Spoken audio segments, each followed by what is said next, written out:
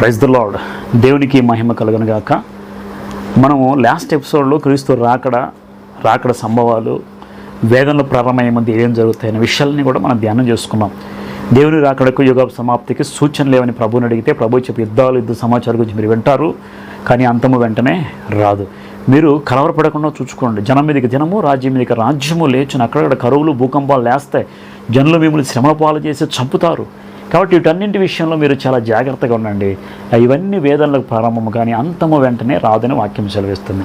చూద్దాం ఇప్పుడు యేసుక్రీస్తు రాకడకి జరిగే సూచనలు కూడా కొన్ని మనకు జరుగుతున్నాయి. మొదటగా మనం ఆలోచించినట్లయితే యేసుక్రీస్తు రాజ్య సువార్త అంటే సకల జనులకు ప్రకటించబడుతుంది. 24వ అధ్యాయం మత్తయి సువార్త 14వ వచనం.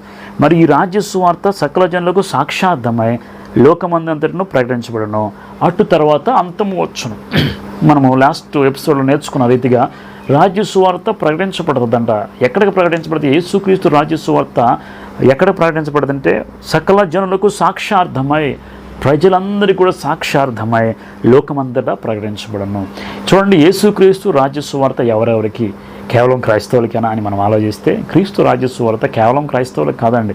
క్రీస్తు రాజ్య సువార్త ప్రపంచవ్యాప్తంగా ఉన్న ప్రతి మనిషికి, ఇదిగో ప్రజలందరికీ కలగబో మహా సంతోషకరమైన సువర్తమానము నేను మీకు తెలియచేయుచున్నాను. బైబిల్ చెప్తా ఉంది, ప్రజలందరికీ కలగబో మహా సంతోషకరమైన సువర్తమానం.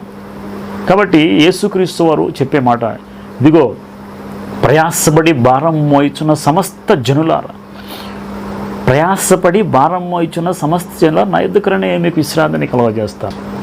మన వాక్యాన్ని గమనించినట్లయితే ప్రభు రాజ్య సువార్త కేవలం క్రైస్తవులకని ఎక్కడ చెప్పబడలేదు. ఎవరెవరికంటే ప్రజలందరికీ, భారం మోసిన సమస్త జనులకు, నా మందిరము సమస్త జనులకు ప్రార్థనా మందిరం అనబడును. కాబట్టి దేవుని రాజ్య సువార్త ప్రజలందరికీ ప్రకటించబడాలి. కానీ ఈరోజు క్రీస్తు సువార్తను ప్రకటిస్తుంది ఇది క్రైస్తవుల దేవుడు అని యేసుక్రీస్తుని, క్రైస్తవులకు మాత్రమే దేవుడు, వాళ్ళది అన్యమతం అని అనేక మంది అనుకుంటూ ఉన్నారు. కానీ బైబిల్ చెప్తుంది యేసుక్రీస్తు వారు పుట్టినప్పుడు దావీదు పట్టణ రక్షక మీద పుట్టి ఉన్నాడు అనే ప్రభు అయిన క్రీస్తు. దూతలు వచ్చి వారికి చెప్తారు, ఇదిగో ప్రజలందరికీ కలగబో మహా సంతోషకమైన. ఎందుకు ప్రజలందరికీ? ఎందుకంటే యేసుక్రీస్తు వార్త అంటేనే సువార్త. సువార్త అంటే మంచి వార్త. ఆ మంచి వార్త అంటే ఏంటి? యేసుక్రీస్తుని గురించిన వార్తే సువార్త. యేసుక్రీస్తుని గురించిన వార్తే ఎందుకు మంచి వార్త అవ్వాలి? యేసుక్రీస్తు చనిపోయిన దినాన్ని శుభ శుక్రవారం, మంచి శుక్రవారం అన్నారు. ఎందుకని? యేసుక్రీస్తు వారు చనిపోయిన దాన్ని శుభ శుక్రవారం, మంచి శుక్రవారం అన్నారు. కారణం ఏంటి? ఆయన పుట్టిన దాన్ని ప్రజలందరికీ సంతోషకరమైనది అన్నాడు. ఆయన చనిపోయిన దాన్ని మంచి శుక్రవారం. ఎందుకు మంచిది? ఒక వ్యక్తి మనిషి కోసం మరణించి చనిపోవడం ఎందుకు మంచి అని మనం ఆలోచిస్తే, ప్రభువారు మరి మనందరూ రక్షించడానికి లోకానికి వచ్చాడు కదా. పాపులను నశించడాన్ని వెదక రక్షించడానికి యేసుక్రీస్తు లోకానికి వచ్చాడు. లోకస్వార్థ 19వ వచనములు. ఎందుకు మంచి అని మనం ఆలోచిస్తే, మనం ఆదికాండంలోకి వెళ్ళి చూసినట్టయితే ఆదికాండం 2వ అధ్యాయం 10వ వచనములో, ఆ పండు తినుదినం నిశ్చయంగా నీవు చచ్చదవు. ఎందుకంటే ప్రభు చెప్పాడు ఆ అవాదాములతో, నీవు పండు తింటే నిశ్చయంగా చచ్చిపోతావు, కాబట్టి పండు తినవద్దని ప్రభు చెప్తే వారిని సాతాను ప్రేరేపించి పండు తినేలాగా భయంకరంగా శోధిస్తాడు. ఆ విధంగా మొదటగా పండు తింది హవ్వ, తర్వాత ఆదాము కూడా ఇచ్చింది. పండు తిన్న తర్వాత వారి మీదకి మరణం వచ్చింది. దాదాపు 930 సంవత్సరాలు జీవించాడు, తర్వాత మరణించాడు. అంటే లోకములోనికి మరణం వచ్చింది ఒక మనిషి ద్వారా. ఇప్పుడు వచ్చిన మరణాన్ని తీసివేసేది ఒక మనిషి కుమారుడు, దాన్ని యేసుక్రీస్తు ద్వారా. జాగ్రత్తగా అర్థం చేసుకోండి.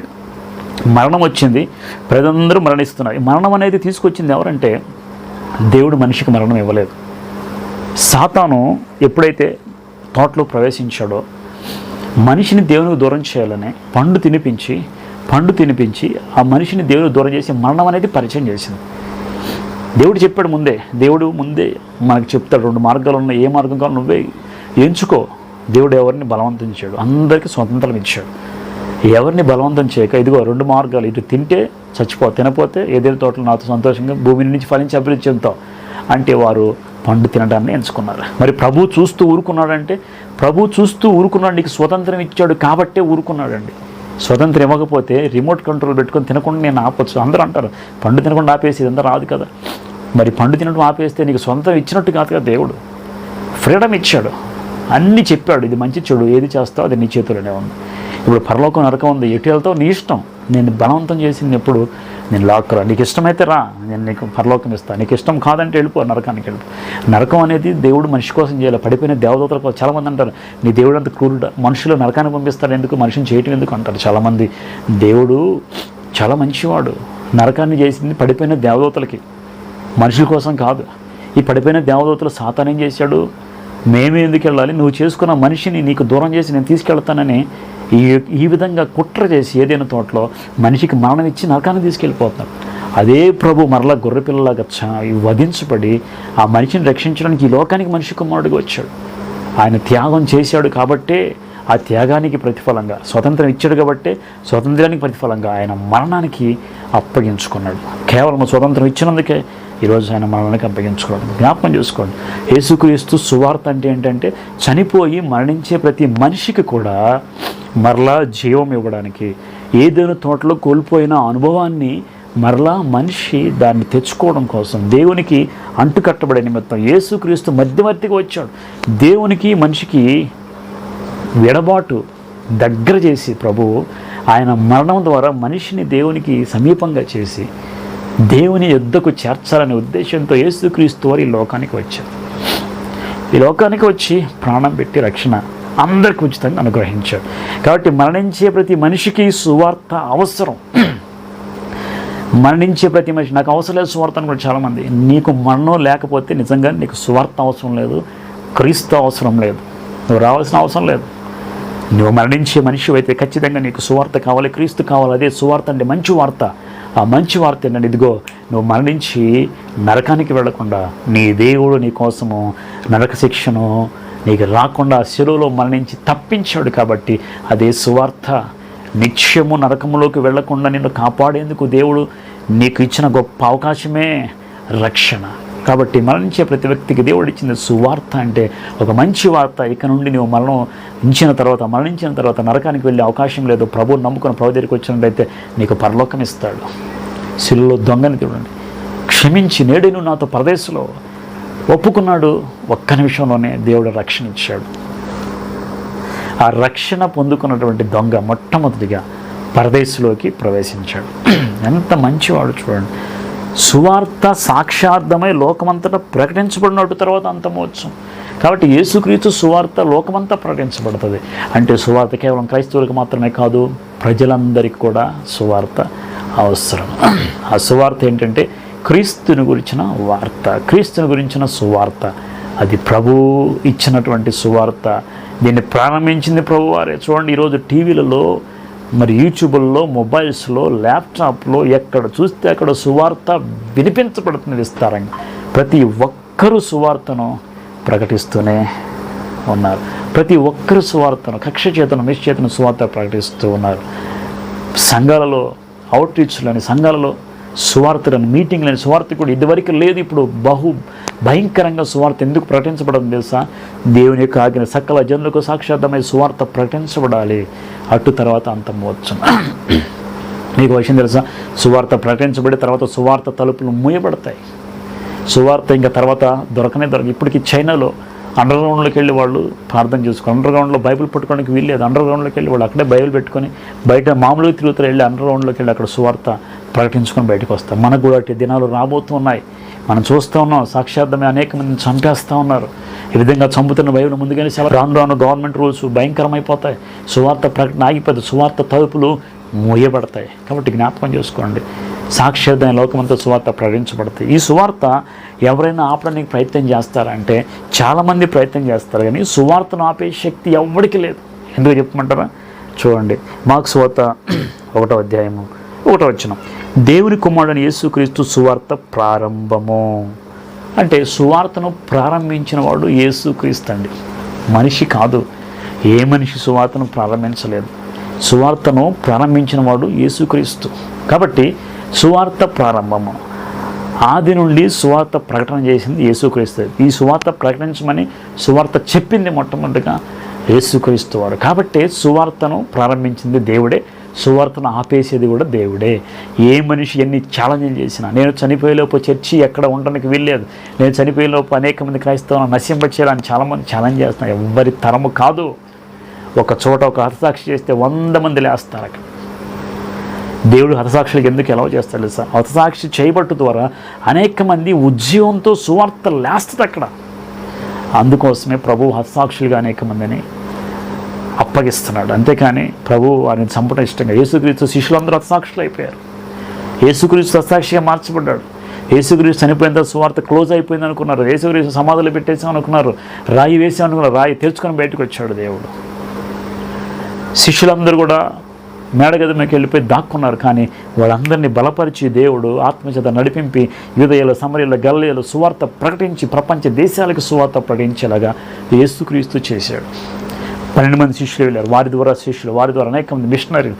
ఈరోజు ప్రపంచవ్యాప్తంగా అనేక మందికి సువార్త ప్రకటించబడడానికి కారణము యేసుక్రీస్తు యొక్క త్యాగము. ఆయన ప్రారంభించిన సువార్తను యేసుక్రీస్తే ముగించగలడు. కానీ మరి ఏ మనిషికి సాధ్యము కాదు. చాలామంది అనుకుంటూ ఉంటారు సువార్త లేకుండా చేద్దాం, క్రైస్తవం లేకుండా చేద్దామని. ఎవరి వల్ల కాదు. అలాంటి వారు వచ్చారు, కాలగమనంలో కలిసిపోయారు. కానీ ఎవరు కూడా సువార్తను ఆపే శక్తి ఎవరికి లేదు. గుర్తుపెట్టుకోండి. కాబట్టి ఈ సువార్త త్వరలో ముగించబడుతుంది.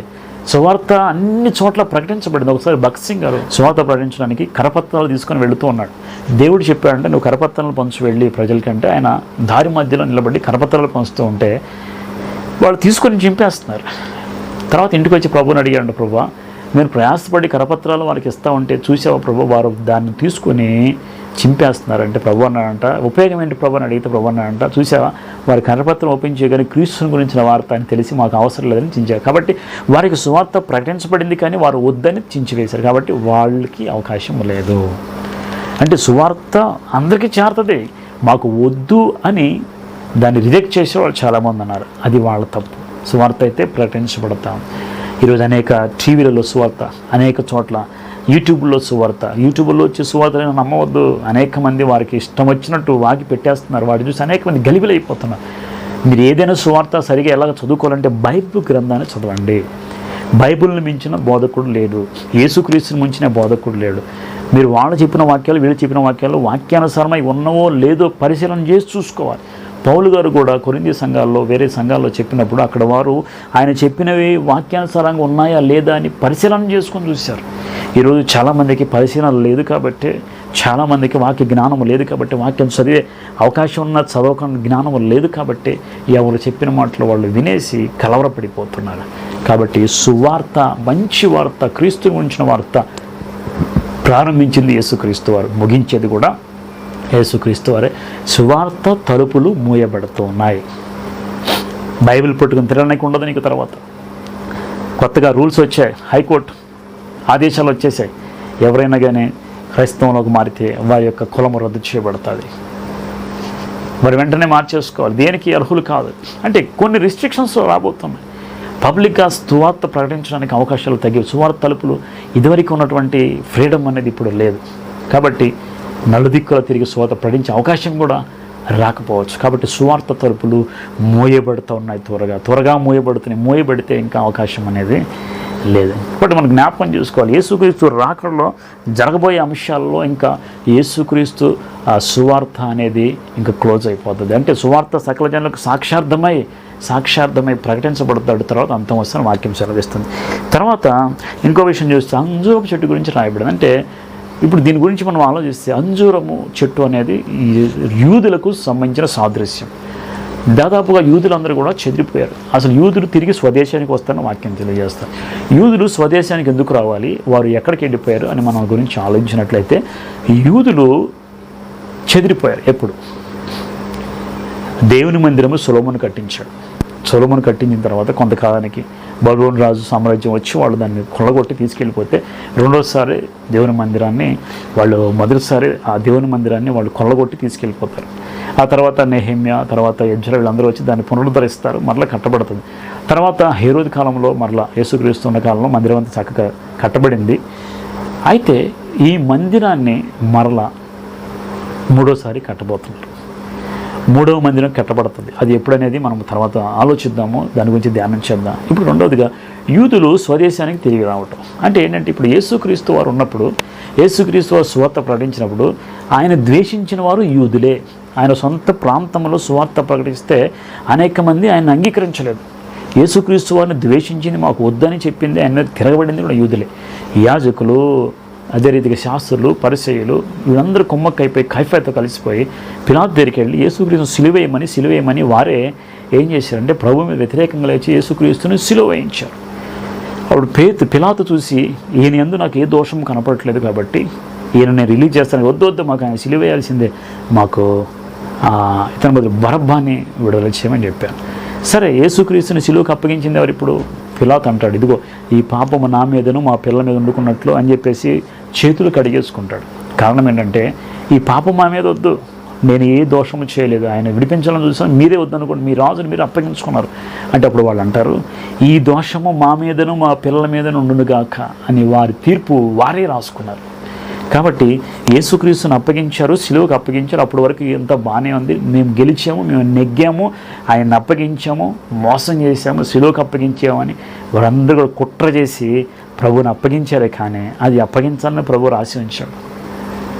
వాళ్ళెంత అన్యాయపు తీర్పు తెచ్చినా ప్రభు ఆయనకంతటా ఆయనే ప్రాణం పెట్టాలని అనుకున్నాడు కాబట్టి అప్పగించారు. అయితే అయిపోయింది, బాగానే ఉంది. యేసుక్రీస్తు చనిపోయిన తర్వాత క్రీస్తు యొక్క 70లో రోమా చక్రవర్తి టైటస్ అని ఆయన వచ్చాడు. వచ్చి 10 లక్షల మంది యూదులను ఊచకోత కోసేశాడు. 10 లక్షలు. యెరూషలేముకి వెళ్ళండి, ఇప్పుడు హిట్లర్ 10 లక్షల మందిని ఒక చోట, 60 లక్షల మందిని చంపేశాడు ఉంటుంది ఒక చోట. హిట్లర్ వీళ్ళందరినీ వధ చేసిన ప్రాంతం ఒకటి ఉంది. ఇప్పటికీ అక్కడ ఒక విజిటింగ్ ప్లేస్ పెట్టారు, కానీ ఆ ప్రదేశంలో ఎక్కడ కూడా అక్కడ ఒక బిల్డింగ్ కూడా కనపడదు, ఖాళీ ప్రదేశం, నిర్మానుష్యంగా ఉంటుంది. హిట్లర్ వాళ్ళందరినీ వచ్చుకొచ్చిన ప్రదేశం.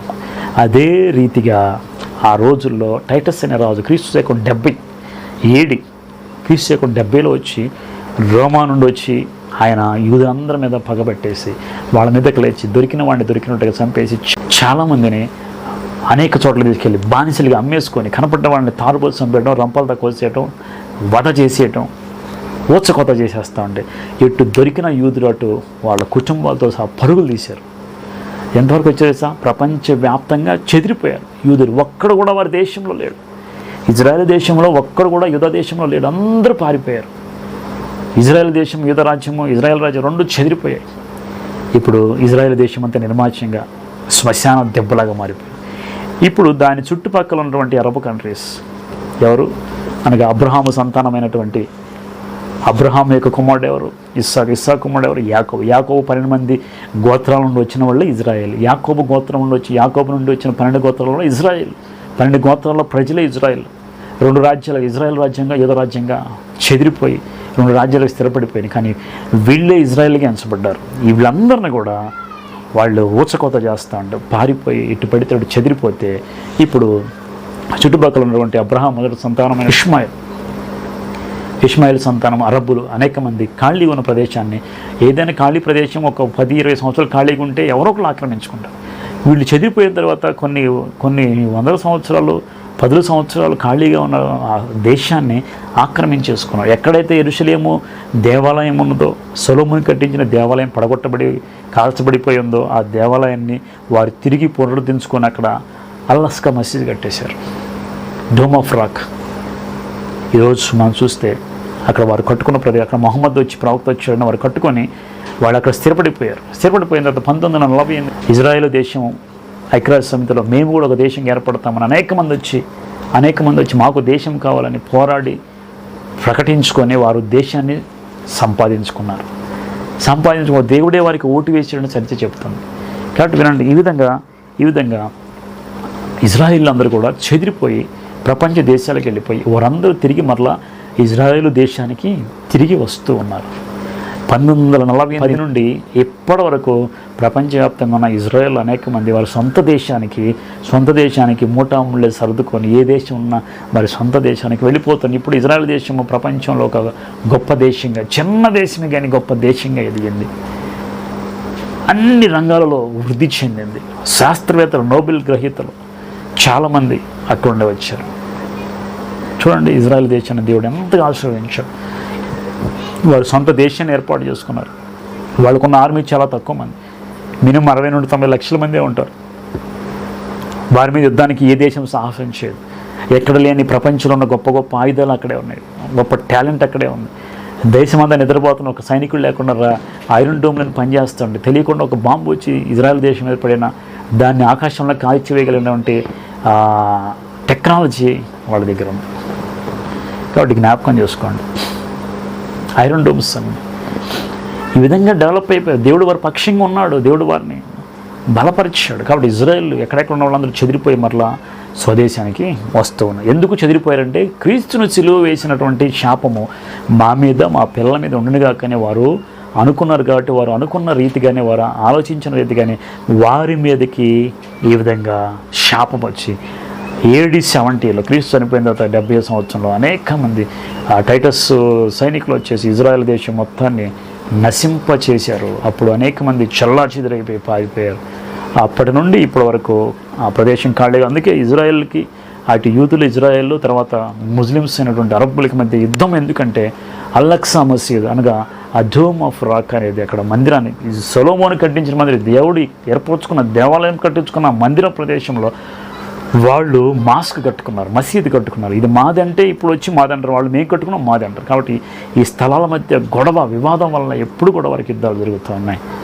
మరి తర్వాత మరి ప్రదేశము ఆక్రమించబడద్దా లేదంటే ఖచ్చితంగా దేవుడు లెక్క ప్రకారము ఆ స్థలము ఇజ్రాయిల్దే. అది అర్నోను కళ్ళంలోంచి కొన్నాడు దావీదు.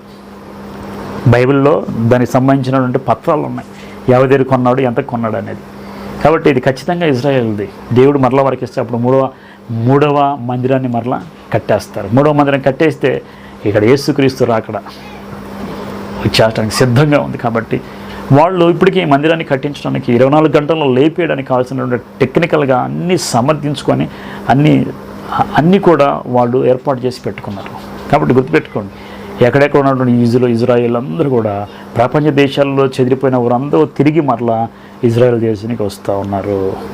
వాళ్ళు మరలా ఇజ్రాయెల్ దేశాన్ని ఏర్పాటు చేసుకొని అక్కడే ఉండి వారు పరిపాలన చేస్తూ ఉంటారు. వారు అక్కడే ఉండి యూదులందరూ కూడా దేశాన్ని కాపాడుకుంటూ ఉన్నారు. ఎందుకు చెదిరిపోయారంటే వారు చేసిన పాపం బట్టి వారు చెదిరిపోయారు. అంజూరపు చెట్టు లేతతే కొమ్మ చిగురు, అంజూరపు చెట్టును దేవుడు ఇప్పుడు ఇజ్రాయెల్ దేశంతో పోల్చాడు. అది ఎలాగైతే లేతతే చిగురుస్తుందో అలాగనే యూదులందరూ కూడా తిరిగి వస్తారు, ఆ దేశంలో నివాసం ఉంటారు.